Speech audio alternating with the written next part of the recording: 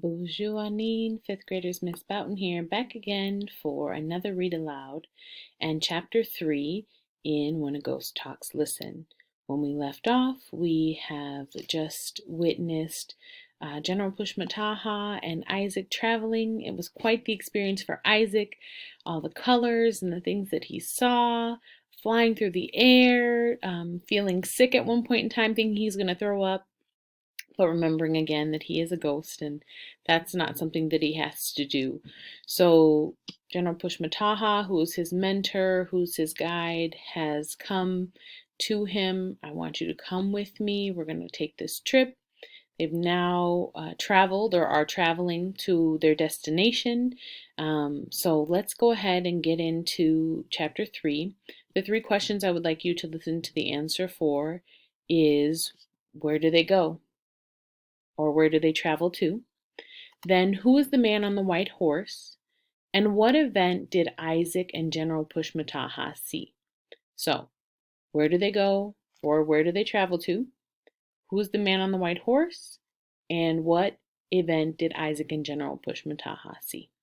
All right, let's get started. Chapter 3. He rides a white horse. The river soon widened and flowed into a bay. We're almost there, Pushmataha said, as if he had made it happen. The glowing ball of fire lifted to the sky, slower this time. Maybe we'll land soon, I thought. Less than 4 seconds later, we stood beneath a fat oak tree. Thick limbs hung almost to the ground. A tall stone fence surrounded us, and gravestones were scattered up and down narrow paths. I don't know about you guys, but there's very few places that I know that contain gravestones. So that is a clue as to where they've gone, or at least their location. I heard the sound of drums, many drums. I had heard of armies marching into battle, but never had I seen anything like this. Across the graveyard, soldiers entered through an iron gate.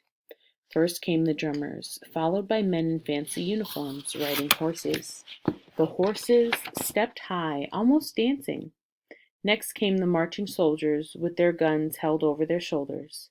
The soldiers marched to the beat of the drums, lifting their feet high and pounding their boots to the ground. I looked at Pushmataha. He held his head high too, just like the officers riding the horses. He slapped his hands against his thighs to the beat of the drummers. He is one of them, I thought. He wants to be with them. But I was wrong. He did not want to be with them. A loud cheering sound rose from the crowd outside the gate. A man riding a white horse entered the graveyard, dressed in a blue uniform and holding his hat under his left arm. His head was tilted in pride, and his long white hair blew in the breeze. General Andrew Jackson, Pushmataha whispered. A wagon entered the gate behind the new general, pulled by 6 strong ponies.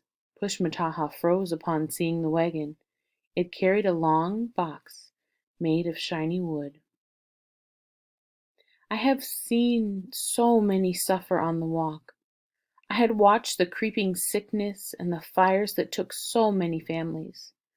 But what I now saw was different. General Pushmataha's suffering came from inside him. It was the suffering caused by memories. Slowly he lifted his palms to his cheeks. His eyes shifted back and forth, from General Jackson to the wooden box. I wanted to know who was in the box, but I was afraid to ask. Whoever it is, he's very important to Pushmataha, I thought. Who do you think is in the box? That's a good guess. For the second time that day, I felt the shiver, and I bowed my head out of respect for what I was about to see. When I opened my eyes, we were standing in the middle of 20 ghost soldiers, maybe more. But these soldiers were Choctaws. They wore the same uniforms as the living soldiers, but they were Choctaws. Suddenly I realized, These Choctaw soldiers wore the same uniforms as the soldiers making us walk in the freezing snow away from our homes.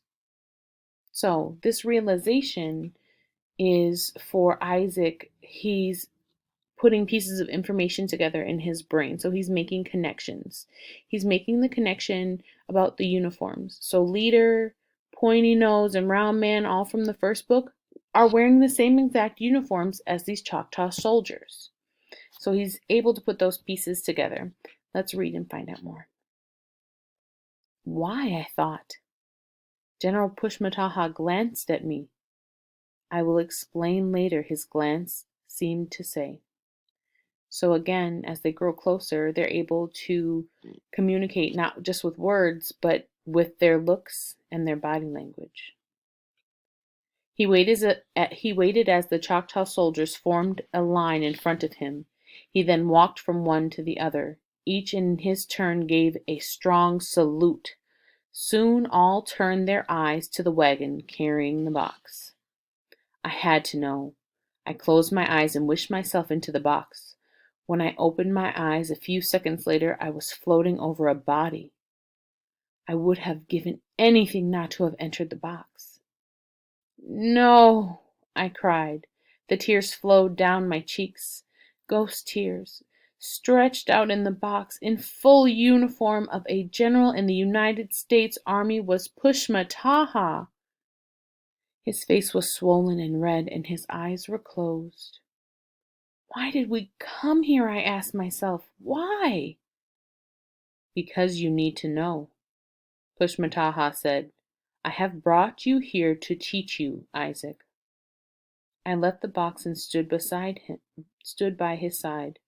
The Choctaw Ghost soldiers were standing at attention, surrounded us. Pushmataha touched his fingers to my face and wiped my tears away. I'm so sorry, I said. So am I, Isaac, but for a different reason. I trusted the man who rides the white horse, the man with so much pride. He was my friend, or so I thought. He betrayed us, all of us. I wonder who that us is. So we know that he betrayed for sure Pushmataha in some way, but who is the us that he speaks of? The wagon carrying the casket came to a halt by a hole in the ground. Two men stood nearby, gripping shovels and waiting to toss dirt on the casket once the ceremony was over. Soon the graveyard was crowded with people, hundreds of people, all straining to catch a glimpse of the man riding the white horse. That seems so strange to me. Any funeral that I've been to, I'm there to honor and show respect to the person who's passed. But these hundreds of people aren't here for Pushmataha. They're here for General Andrew Jackson. That seems so strange to me, almost just disrespectful and rude. Let's see.